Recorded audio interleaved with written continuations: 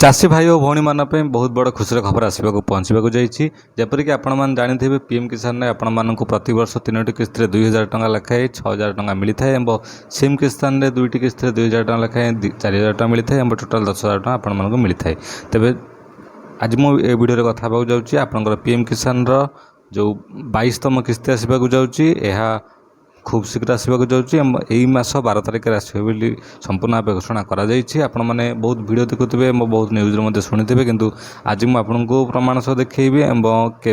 केवे केतटा बेले आसो आपको कहबी क्यों मैंने पाइबे निश्चित भाव में आपने वीडियो शेष पर्यटन आप देखिपारे मो वीडियो को निश्चित भाव में शेष पर्यटन देखते वीडियो भल लाइक करेंगे चैनल को सब्सक्राइब भूलें ना शेष पर्यटन देखुं।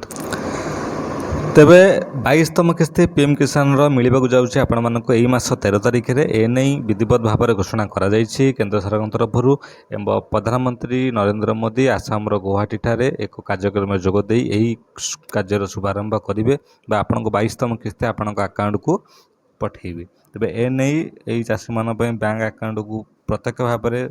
रूपांतरण करने डिबिट मध्यम आपण पठाଯିव आपण मैंने जानीथे यही जरिया आप 2000 टंका लेखाएं हिताधिकारी को मिल आकाउंट जमा हो। उल्लेखযোग्य गत 29 तारिख में गत 19 तारिख में प्रधानमंत्री मोदी तमिलनाडु कोयम्बटूर एक उत्सव जोगदे चाषी मान बैंक आकाउंट को योजन 1 किस्ती प्रेरण करते जोटा पूर्व किस्ती थिला यही योजन हिताधिकारी मैंने वर्ष को 3टी किस्त मोट 6000 टंका पाती आपण मैंने जदि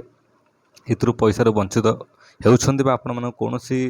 ये तो जदि मिलूना तो निश्चित भाव में आप जोगाजोग करूँ एवं निहती भाव में कमेंट बक्स में लिखुँ आपण मानक कौ असुविधा होने आकाउंट में पैसा पहुँची पारना आपण मानक कही रखुच्छी आसन्ना मास 13 तारिख आपण मानकर यही मास 13 तारिख आपणकर जो रही आमर शुक्रवार आपण गुवाहाटी ठारे आपणकर पैसा छड़ा आकाउंट में 2000 टंका लेखे पठाଯିव। जदि आपण मन आकाउंट में पैसा आसब ना तो निहती कमेंट बक्स लिखे आम तरफ आपण मानक संपूर्ण भाव में सहयोग करा आपंकर कौटी भूल थी आप्लिकेसन सेटा दिज्व। वीडियो भल लगे लाइक करेंगे चैनल सब्सक्राइब करेंगे भूलें नहीं। धन्यवाद।